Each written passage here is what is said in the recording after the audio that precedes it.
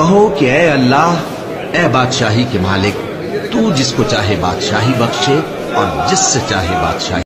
अस्सलाम वालेकुम, ताहिर खान एडवोकेट। आज की सबसे बड़ी खबर, मरीम नवाज़ जो हैं उनको तौहीन अदालत में कंटेम्प्ट ऑफ कोर्ट में सज़ा सुना दी गई। शोकॉज़ नोटिस दिया गया। कल जो उन्होंने बयान दिया सुप्रीम कोर्ट के 2 जजेस के बारे में, उसके ऊपर ये कार्रवाई हुई।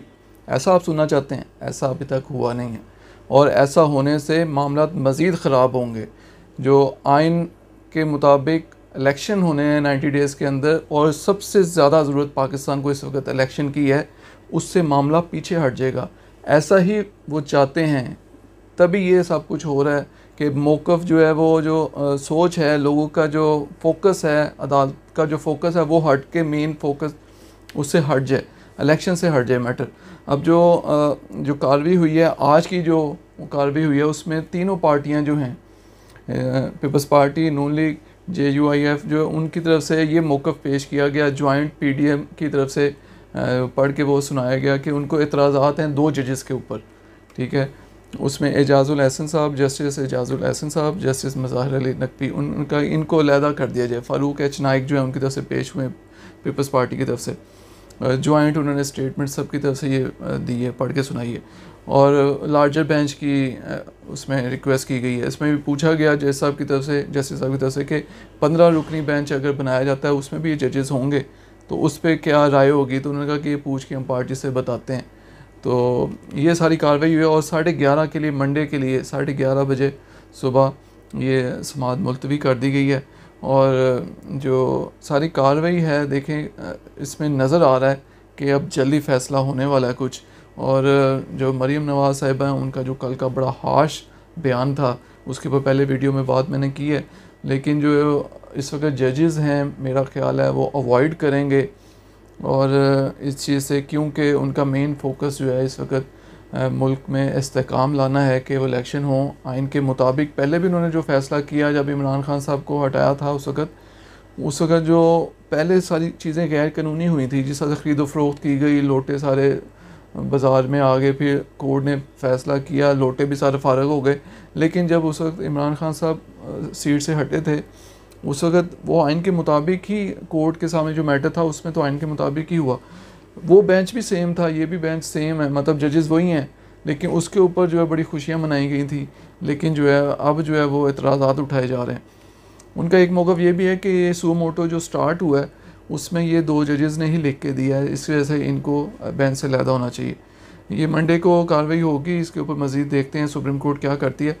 तो जो मरीम नवाज़ साहिबा हैं, इनका जो मेन फोकस है कि जी कोर्ट का जो हटाया जाए तवज्जो इस तरफ से, और सारा फोकस इस तरफ आ जाए कि सियासी शहीद हो गए, अदालत से हमारे ख़िलाफ़ कार्रवाई हो गई, अवाम हमारी तरफ भी उसी तरह लपके हैं जैसा इमरान खान की तरफ आ रहे हैं लोग, क्योंकि उसने निकलते साथ अवाम में गया, फ़ाइट की, और जो मेन जो पीछे ख़रीदो फ़रोख्त हुई थी, वो उसकी वजह से सारा रजीम चेंज ऑपरेशन हुआ।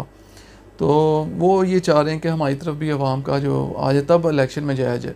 लेकिन जो भी पार्टियों से हट के बात कर लेते हैं, कोई PTI का है, नून लीग का या दीगर पार्टी का, कानून की बालादस्ती होनी चाहिए, आइन को हमें जो है उस पर इम्प्लीमेंट करना चाहिए, अदालत का एहतराम करना चाहिए।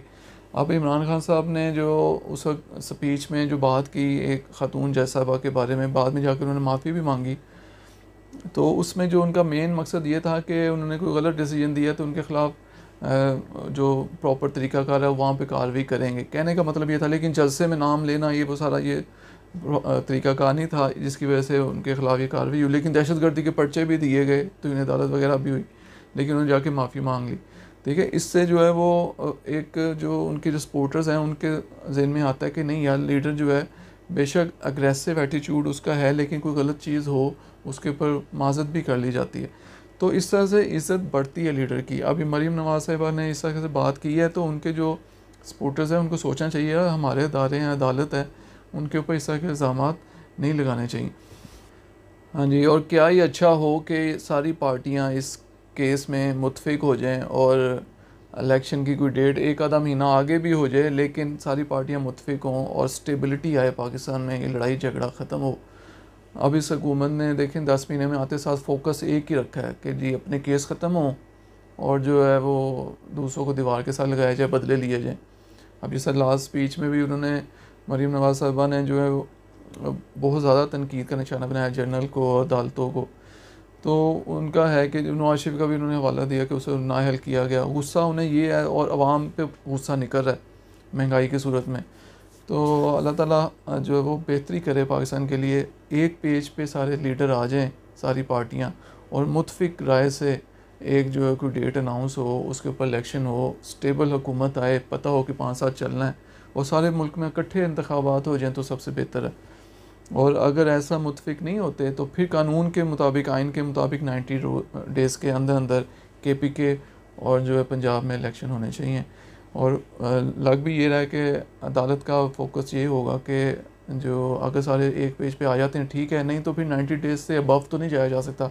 एतजाज़ हसन साहब ने भी कहा कि जी नॉट अबव 90 डेज़, ये कॉन्स्टिट्यूशन में मैटर है और लिखा हुआ रिटन है, तो उसके मुताबिक जो है 90 डेज़ से ऊपर नहीं जाया जा सकता। इलेक्शन 90 डेज़ के बिटवीन ही होने हैं। लेकिन अगर सारे एग्री कर जाते हैं तो फिर जो एक आधा महीना रमज़ान के बाद हो जाए इलेक्शन।